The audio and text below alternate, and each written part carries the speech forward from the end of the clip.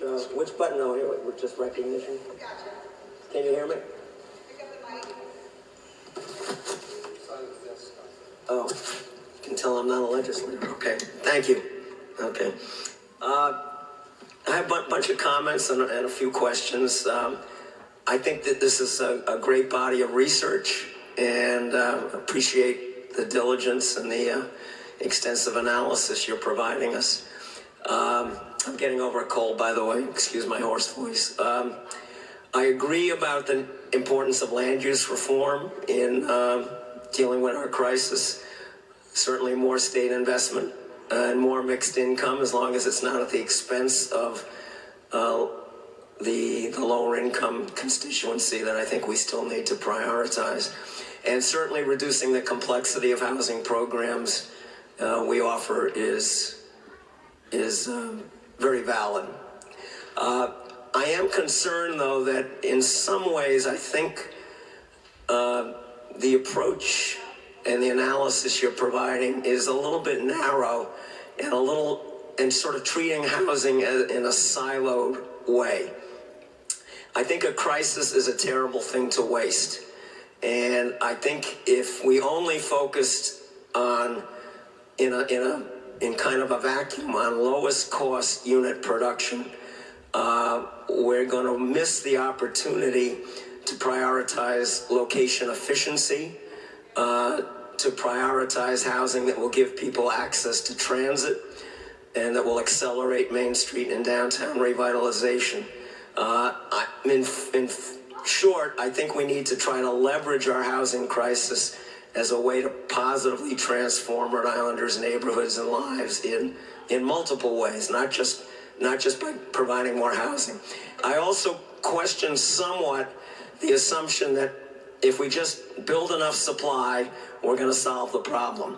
I think one of the problems we've had is that a lot of the supply is for higher end people, and it's not necessarily translating, that extra supply isn't necessarily translating into a significant cost reduction or even a significant stabilization of costs. So I think that notion, I hope that notion is correct, that the more supply, the more we contain costs, but I'm not convinced that it is, and I'd like to see more empirical data demonstrating that there is a strong correlation between these two things. I also want to take issue with the kind of dismissal of historic preservation as a component of dealing with our housing crisis. I will concede that historic preservation and historic rehab is more expensive than new construction, but, and this is very important, somebody who does historic rehab in this state is basically guaranteed a 20% federal subsidy for that. So that mitigates significantly the extra cost of historic preservation. And if we get our act together and reform and recapitalize the state historic tax credit, a number of people who are using historic rehab as a means of providing housing will have a 40% or higher subsidy to offset the extra costs, and I think that more than offsets the extra cost of historic preservation as a tool. And it has been an effective tool for a lot of new housing, not enough, obviously. Also, historic rehab tends to occur in location-efficient neighborhoods where you can enable people perhaps to go from 2 cars to 1 car, which is a $10,000 to $12,000 a year saving for the average household. Again, this is all part of my pitch to think more holistically about this crisis, not just to look at lowest unit production in a vacuum. And as far as concentrating more subsidy on middle income versus very low income people, I'd like to see us have more subsidy for both. I think at a time when we have an expanding homelessness crisis, I don't know how we can really, in good conscience, say we're going to reduce our emphasis on helping the lowest income people to receive shelter. So that's my little soliloquy. I welcome any feedback. In fact,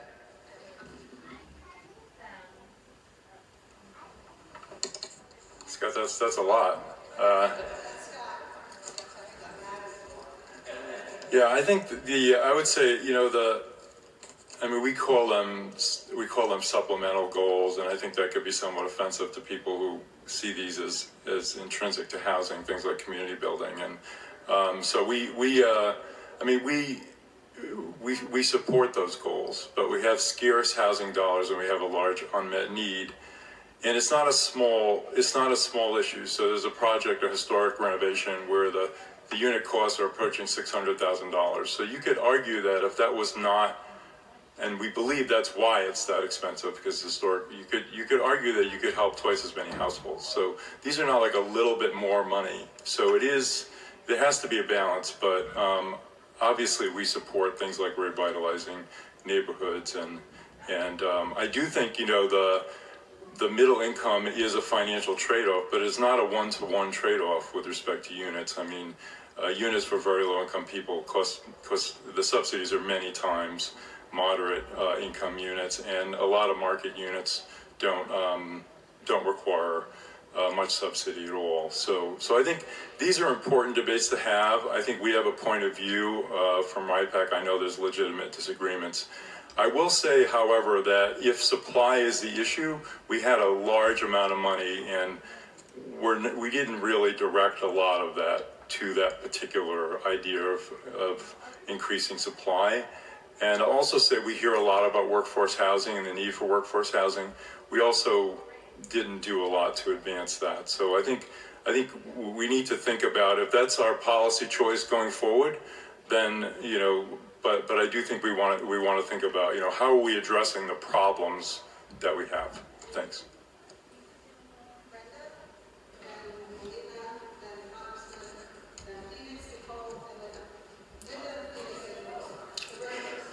Thank you. That's loud. Thank you, and Mike and Jeff, thank you for your work on this. Obviously, we've talked a lot about this report. I think that, and I think it's helpful for you guys to bring your voice to this discussion as well, too. Just a couple of reflections. One of the things that drives me crazy when we're talking about cost of housing, I know affordable housing is expensive. I know historic preservation is expensive to do. We never talk about the benefits to not only the families and the individuals that long-term housing provides, but also to putting properties back on tax roll, relieving blight, and doing other important things in the community, and what's the benefit of that to the community. And so I think it's always careful. We always need to be cautious about looking at cost per unit, much to what Scott said about that there are other factors that we should also be calculating into this mix as well, too.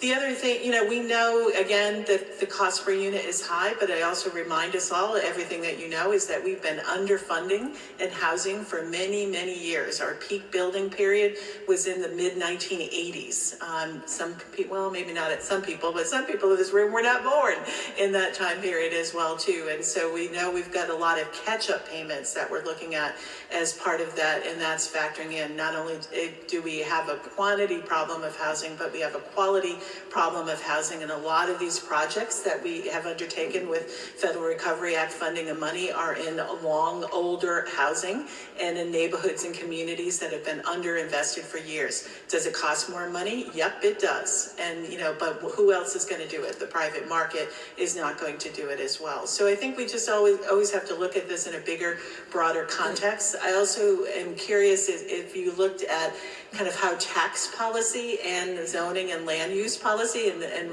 reference to our colleagues who are here from the Land Use Commission, factored into costs as well, too, for projects. And so would love any feedback or comment from you on that. I have to say we didn't look as closely. Jeff and I talked about that this morning. Obviously, some of these costs are due to regulatory obstacles that these projects had and time delays, but there are others that did not have,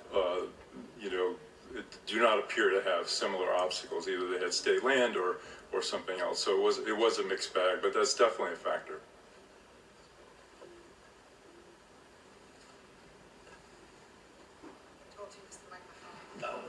Is it on? Stay right there. By the way, while I have the microphone, I meant to say at the beginning, there's water, if you wish it, on both sides here in the coolers. Now, that said, I recognize Leader Chippendale and then Melina Lodge.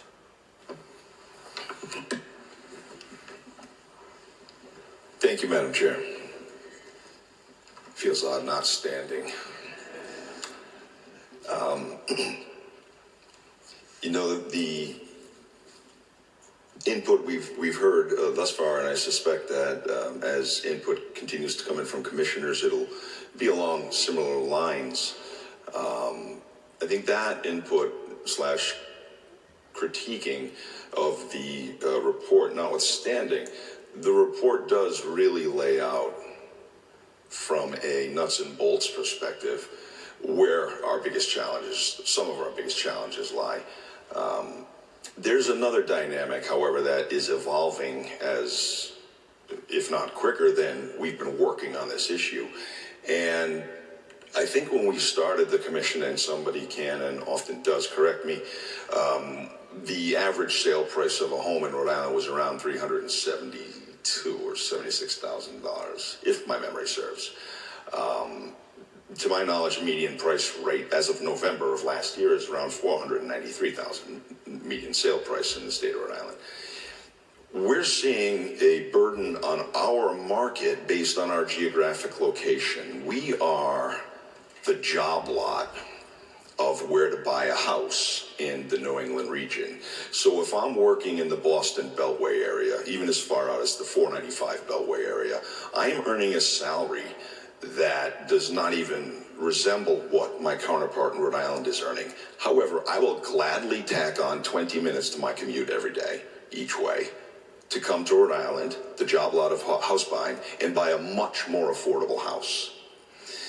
We have always seen that to one degree or another in the state of Rhode Island, particularly in our northern communities of Cumberland, Lincoln, Woonsocket, et cetera, et cetera. I'm here to tell you that a house in my town of Foster just sold to someone who works in Boston, and that only added 40 minutes to their commute. They're going to go up Route 395. We are seeing this chasm growing now between where our AMI is, which is where the affordable is. That's not changing. The area median income is not increasing at the same pace as the house price is, because it's being driven up externally by people who do not live in the state of Rhode Island but are happy to sleep here for a half-price house. So that causes then the market rate price to go higher and higher while our AMI stays lower and lower. That divide is growing rapidly. I think if we're not nimble in taking these considerations, which I think are spot on the money, in the RIPEC report, which I have read, the complete report, if we don't take these seriously and we don't start to consider this market force, because this is market driven, it is economics 101, demand and supply. You have to increase the supply. But what we're doing when we're increasing the supply on market rate is offering more homes to people from Boston. And it hurts me that, well, I'm very proud. My youngest child just bought a house a couple of weeks ago. It hurts me that it's in Connecticut because they cannot afford to buy in the state of Rhode Island. We're seeing the good, talented people of our state leaving because they can't afford to live here. That's something that we will absolutely have to consider as we move forward legislatively, policy-wise, and factor into this very basic economic question of supply versus demand. I'm certain I'll have more to say as things come up, but I don't want to filibuster. Thank you. Thank you, Leader. Melina, and then Congressman. Great, thank you. Not so many questions as many comments, I guess I would offer. I do, in a very high level, thank you for the presentation, by the way, very high level agree, I think, with 4 out of 5 of your recommendations at a very top level. I think as the representative for the community development corporations and nonprofit developers, you won't be surprised when I say I disagree with pretty much all of the components of your actual report.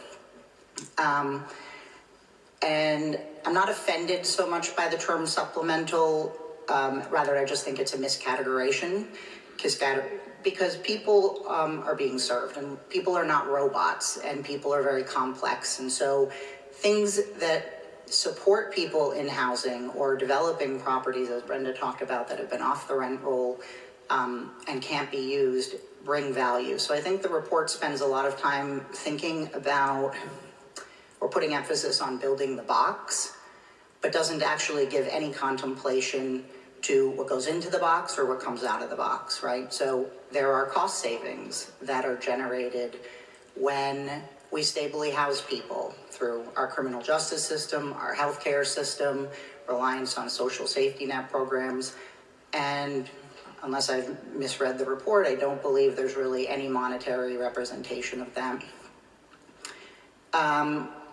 64% of our state meets the income definition for low and moderate income housing as it exists today. So I would argue that we have been serving the workforce. When median income in this state is $80,000 a year, which aligns pretty closely to 80% AMI, I think we are serving the workforce and have been. Another consideration that seems, I guess, void, is that the SFRF dollars had income requirements largely. There was a heavy emphasis on serving households at and below 65% AMI.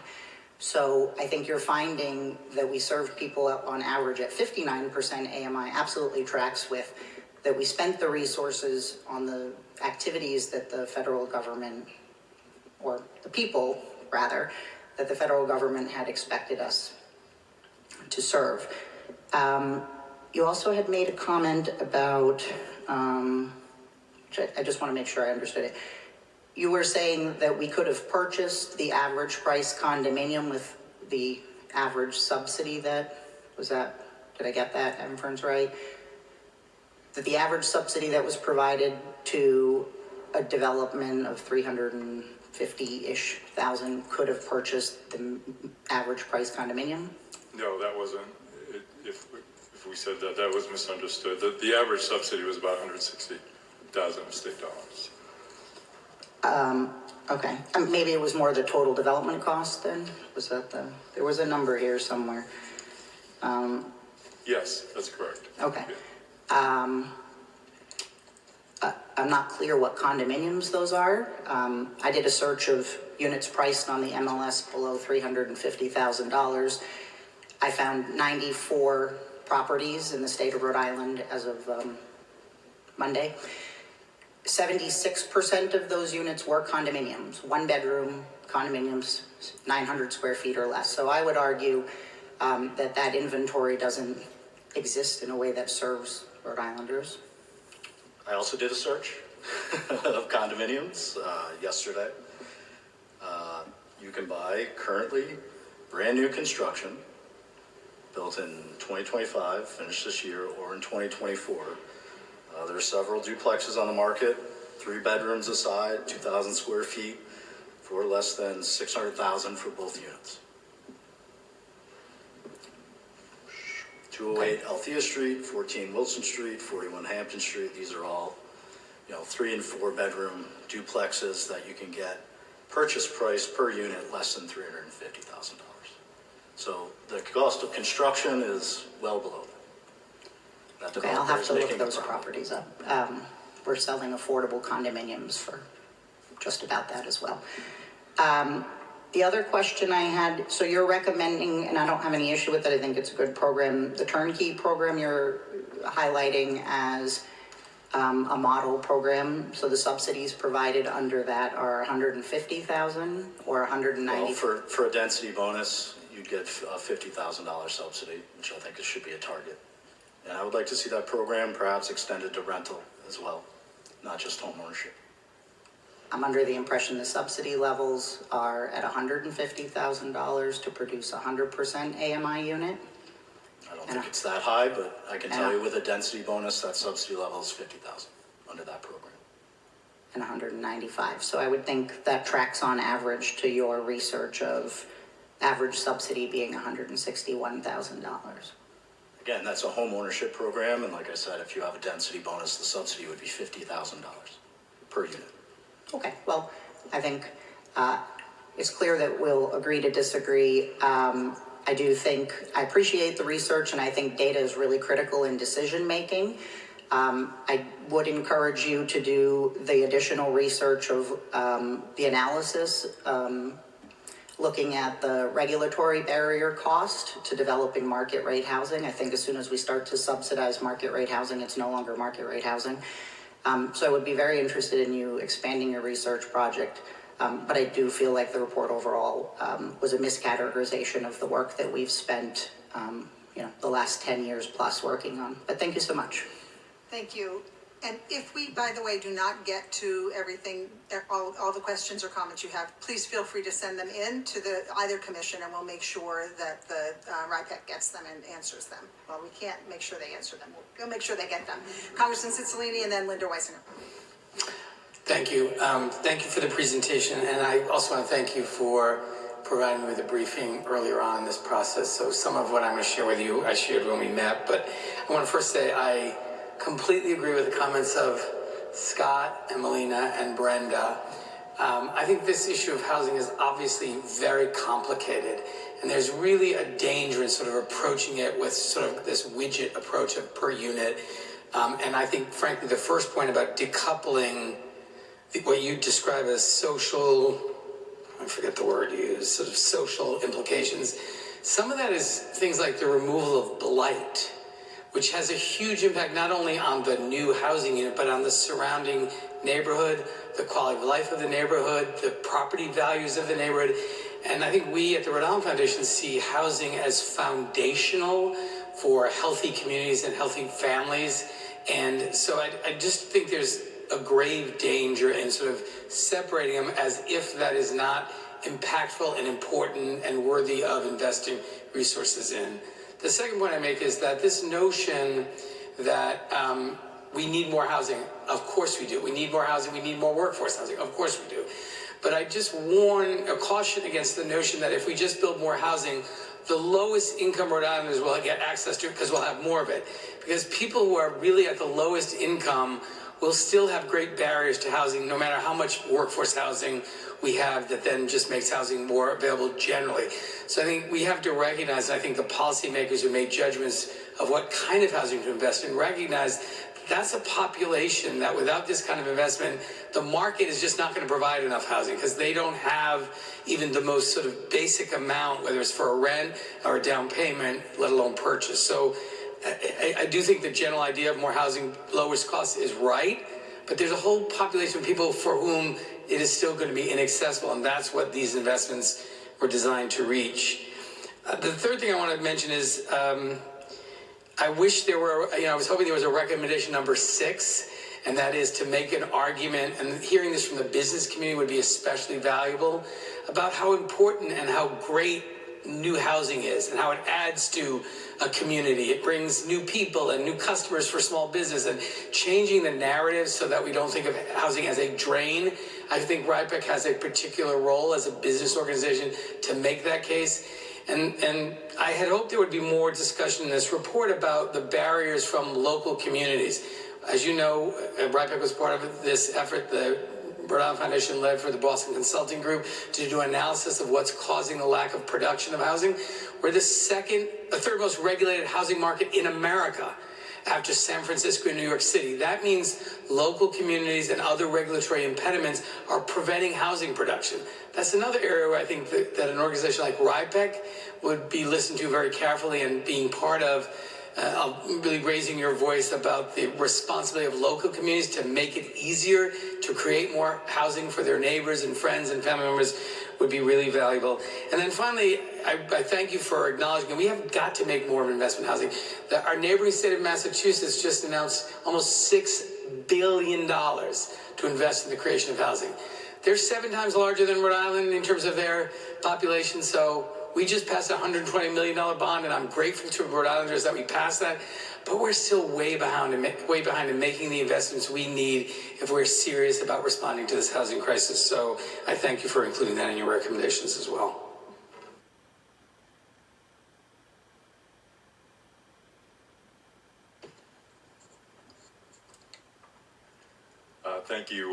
Thank you, David. We've already had a vigorous conversation about this report. So I'd say the one thing I think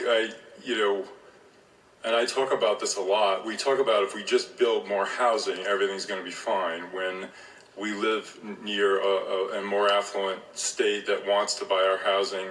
And even if we get supply to levels that we want, we're probably just going to stabilize those increases, and we're not necessarily going to make things a whole lot more affordable for people with limited means. So I think we need to be more serious about, like, where are we going with the supply argument, because we're still going to have a lot of needy people, and a lot of people can't afford to buy homes as well. So, and I respect the idea of blight and revitalization. I think that's a hard one. On land use, it is something that's on our research agenda. I mean, it is a big problem. I can tell you, as a research person, it's hard, because even like comparing ADU statutes from state to state is a really tall order. And then if the chairs would permit me just a point of personal privilege, is, I served for 5 years on the Rhode Island Housing Board, and they did a Herculean job getting I say Carol here, getting a lot of money out the door in a short period of time. And they were set with using, there was no time to build new programs or new ways of doing things. And so I think they were left with a lot of programs, the low income housing tax credit. So we even say this in the report. I mean, the ARPA funds were made to actually take advantage of programs that already existed. We're really trying to look forward. So I know this report comes off as very critical, but I do think that, there was an enormous amount of money that went and is still going through that pipeline of producing housing. So we get that. We just feel strongly about that. We need to try to do some other things. So thanks.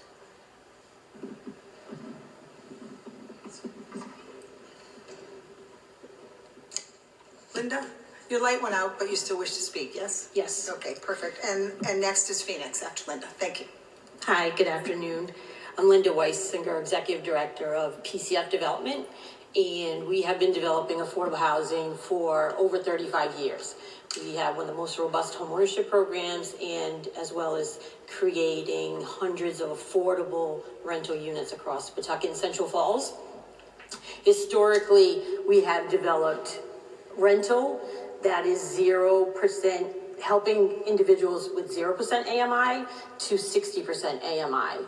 I know in your report specifically, you mentioned one of our projects that I do want to highlight and correct, specifically 23 Central Street, specifically because it mentions it's one of the 3 developments that had a total development cost of over $500,000, and that's inaccurate. It mentions a total of 12 units, 9 of which are affordable and 3 market rate, but in fact, all 12 are affordable. So I do want to make that clarification, because it really does represent an inaccurate total development cost of over $500,000 per unit. The average cost per unit is $399,381. We have been developing affordable housing for 35 years. We're committed to creating 100% deed-restricted affordable units, and I just want to make sure that that is on the record. I think one of the things that we have talked about is sort of barriers to creating housing, and in Pawtucket and Central Falls, it's one of the most competitive real estate markets. So for us to be able to acquire property, we're really successful in acquiring property when we're competing with out-of-state Boston developers on a daily basis. With the new commuter rail station, it's added a lot of interest to the area, and just making sure that we're highlighting and creating residential units for the community, for the residents that live in the community, is what we are committed to and have been doing for the last 35 years. So I do just want to be on record, and hopefully you can make that correction going forward. I appreciate those comments. In a lot of respects, we're limited by the publicly available documents. I can tell you that Rhode Island Housing lists 3 units in that development below 30, 6 below 80, and then 3 market rate units. So that's as it exists in the public documents. So I think the number over $500,000 you were citing was the subsidy level, because we were working off of those public documents of 9. So that's where maybe the discrepancy comes from.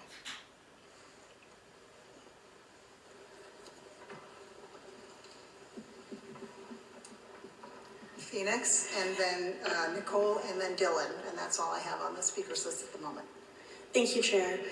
So I'm Phoenix Wheeler, Director of Advocacy at Audubon Society of Rhode Island. Wanted to make sure that folks were aware, this touches on land use, alternative funding, some of the quality of life concerns that other folks have. And it's been on the books since 1990, and that's the Conservation and Housing Trust Fund. And this looks for grants, philanthropic dollars. It doesn't require the state to give an appropriation. It looks for those alternative fundings sources and then funnels them into projects that provide affordable housing opportunities and support conservation. The state of Vermont has had this for a while. They've been able to conserve 500,000 acres of land while increasing affordable housing units. And that's not just good for affordable housing, it's about clean air, clean water, quality of life for folks. There has been a bill in the state legislature to update that law to make sure that it has been, that the board is appointed. It never was. And so that is an opportunity that exists right now.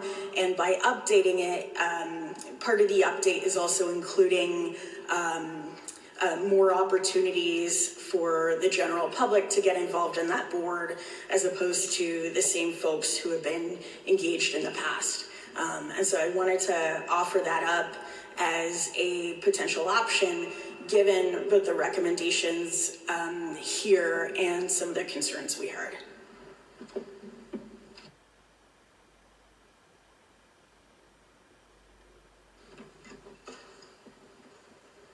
Thank you for the plug for the bill. It's my bill. I look forward to hearing you at the hearing and all the rest of you as well. Thank you for that.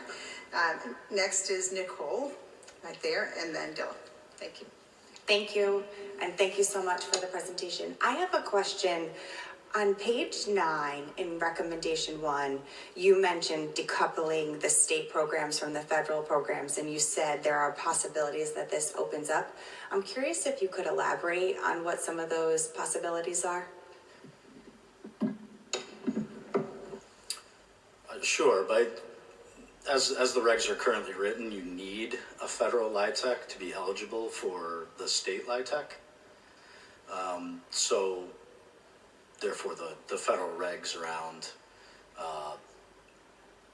apply to the state LIHTC program. So that's a long list of things. But by decoupling it, you could conceivably use the state LIHTC for middle income housing. So the federal LIHTC program is primarily in Rhode Island has been used for 100% affordable development. It doesn't have to be, but that has been the norm, at least over the last 15 years or so that we did analysis of. Okay, thank you. You're welcome.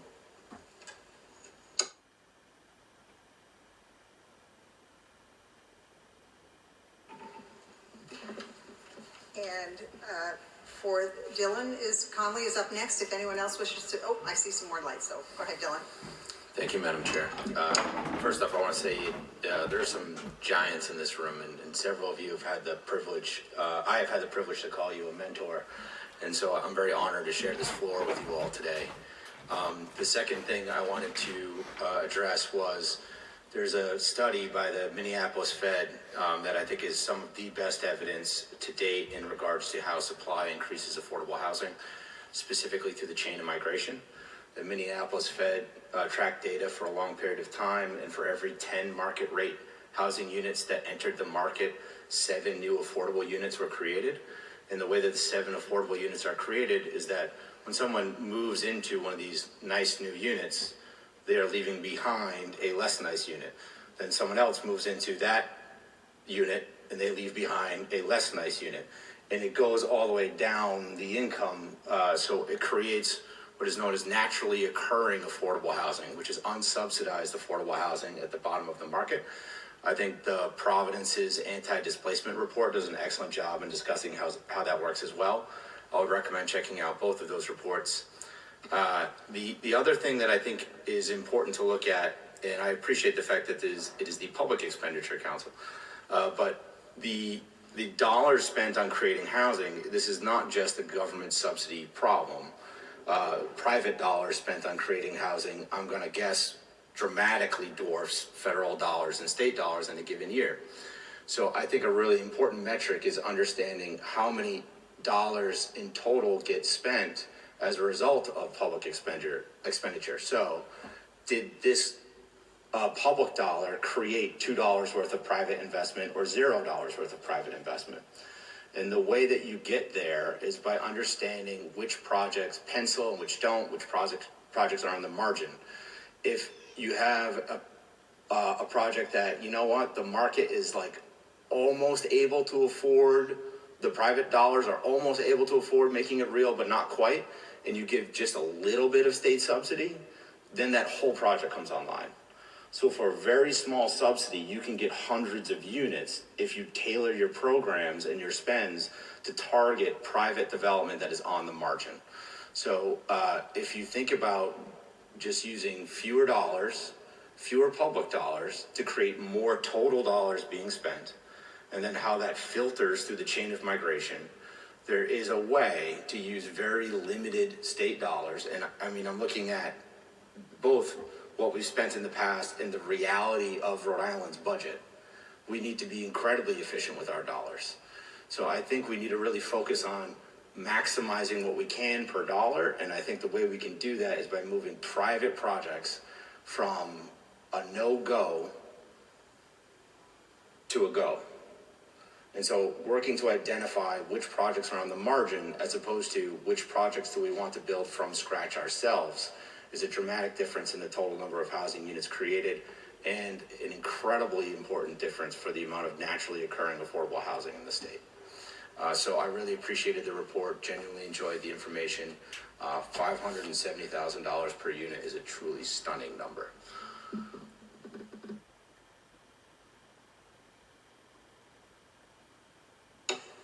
Just a quick comment is that I think Rhode Island is particularly susceptible to what Dylan's talking about because of the age of our housing stock. Right? We're the third oldest housing stock in the country. So these less than desirable units that we have that are getting these crazy prices can't command that when they're up against brand new apartment units. So I think we are particularly susceptible to that naturally occurring affordable housing. And it's not something we talk about enough.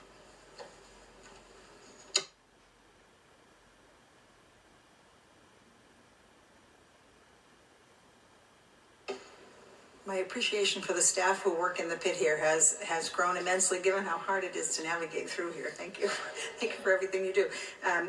We have two more speakers so far, John Marcantonio and then Chair Deller, and I have a couple of things. I have a couple of questions as well. So, John? Okay, great. Oh, I don't have to do anything. It happens already. Yeah, great. Jeff, quick question for you. Cost per square foot. I know you mentioned $500,000 per unit, but is that a 4-bedroom unit? Is it 900 square feet? Just if you could give me if you have that information, the cost per square foot, because that gives me a better idea of efficiency in building it. And then secondly, in your analysis, did you guys look at infrastructure as a key driver here? Because we've been pushing this from a trade association standpoint. We've done this with some success with Grow Smart, but water and sewer infrastructure put in by the state leads to density, and it's a natural subsidy for the marketplace.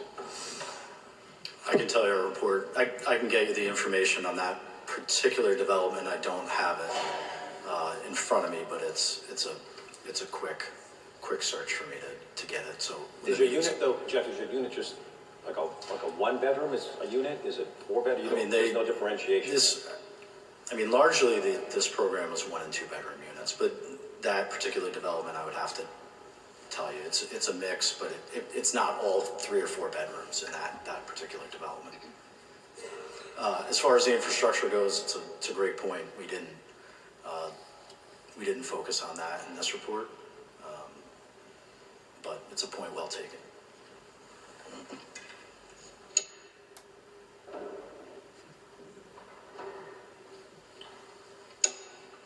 Chairman Diller.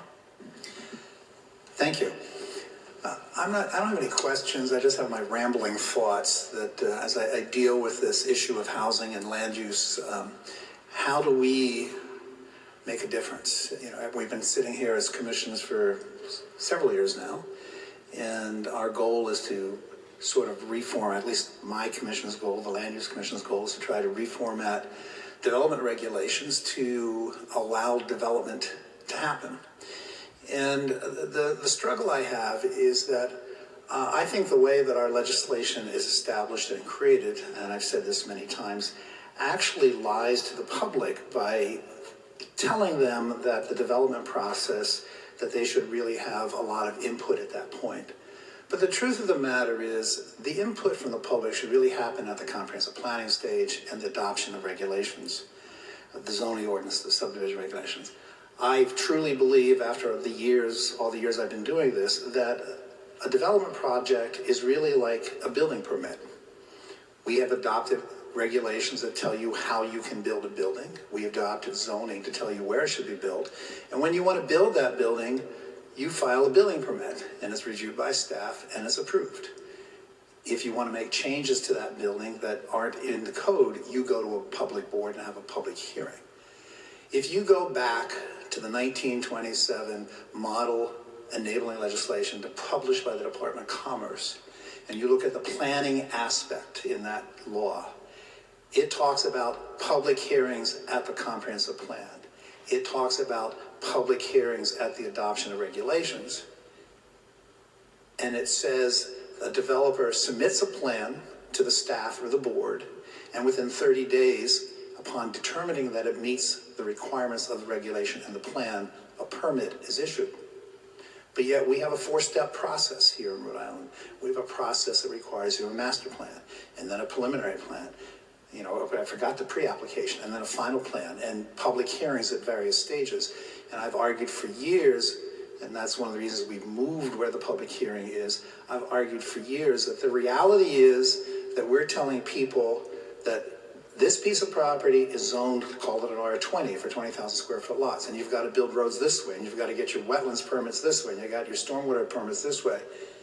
And then we tell people that even though we have all these regulations in place, when we have the public hearing, people think that they can come in and stop a development. And there are communities that actually do. But they're stopping a development that they told the developers you're allowed to build. And I think that that's part of the problem that we have, is that how do we change the regulations in a way, and how do we change the process so that people really put the time and effort where it should be instead of trying to delay something after the fact. My other big concern, and is one that I think I've raised in a few questions that I emailed in prior to this, is that the cost. Why is it costing so much? How do we get the cost down? One of my spare nighttime readings was reading about housing and the different costs around how things happen around the country. And we just seem to cost more, and I'm not quite sure why. I'm not sure where all the costs come from. So I'm not sure why it costs so much to get these units built. I read an interesting article a few weeks ago about why people build bigger houses than smaller houses, because of the cost that they have to bear and the cost of materials. They get a better return for the bigger house. But how do we fight that? How do we change it? I think your report is great, but it doesn't help me, the day-to-day person trying to figure out how to make this stuff happen. It doesn't give me the help that I need. It's a great policy statement. It creates lots of thoughts. But I think we as the two commissions need to get down to the nitty-gritty to think about how we actually make the production happen in a more affordable way. And that's where I still struggle day to day.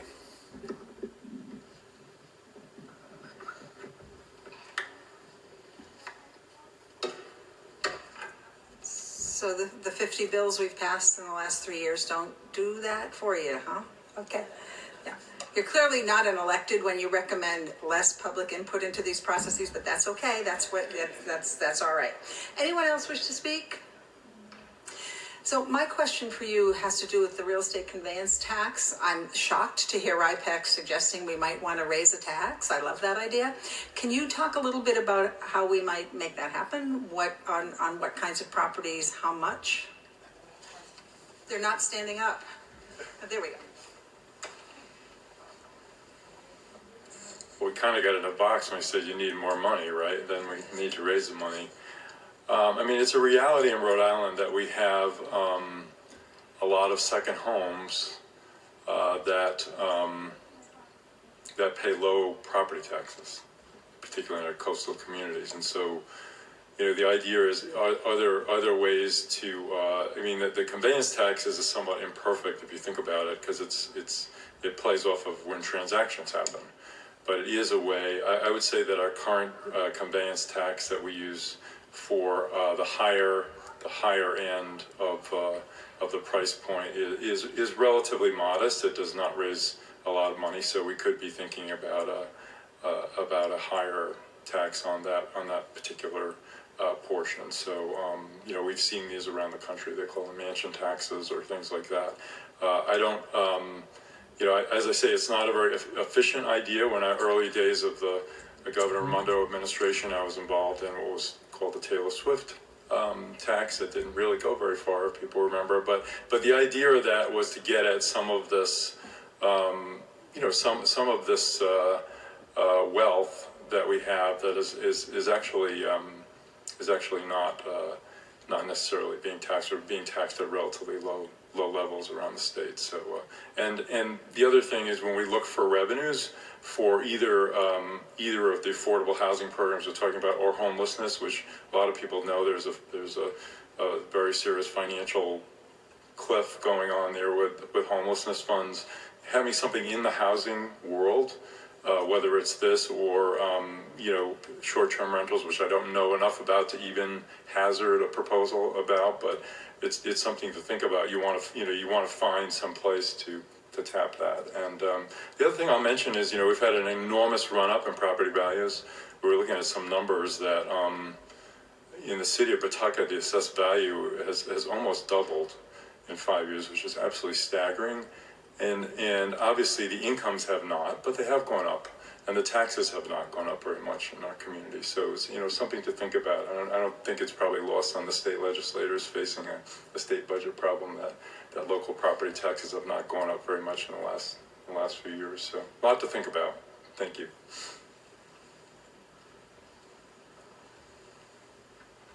Thank you for that. And the Taylor Swift tax, it's great to have her in the state, by the way, but she is adding to her already very lovely home, is still, I think, subject of active conversation, as is the conveyance tax, and the whole house tax for Airbnbs, which somehow is exempted. From the room, if you rent a room, it's taxed. If you rent a whole house as an Airbnb, it's not. So we have to fix that, and I think the governor pointed that out in his State of the State. Anyone else with a comment? Well, thank you very much for your participation, and thank you to our two presenters for the stimulating all of this thoughtful conversation. For the Housing Commission, I will say that our next meeting in February is, Christy, what date? I left my agenda. Yeah, we are the topic. I don't have my agenda. Yeah, I gave it away. your mic is on. You can say it. You have it? I think it's February 24th, but Okay. I will send out the notification. Yeah, we have I gave away my agenda.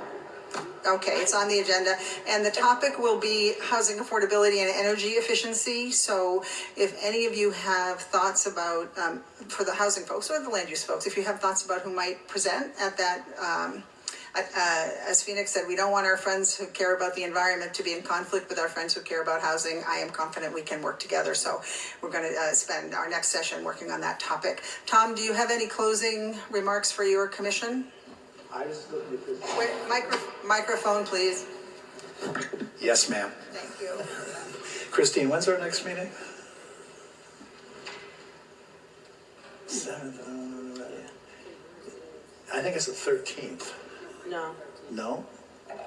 maybe 6. Mine is February 13th, so yours is February 6th. 6th. Our next meeting is the 6th, and I don't remember what our topic That's is, but okay. we will get that out. All right. So unless there's any other business, I have a motion to adjourn. And a second? All in favor? All right, again, thank you very much for your participation, and thank you to our presenters.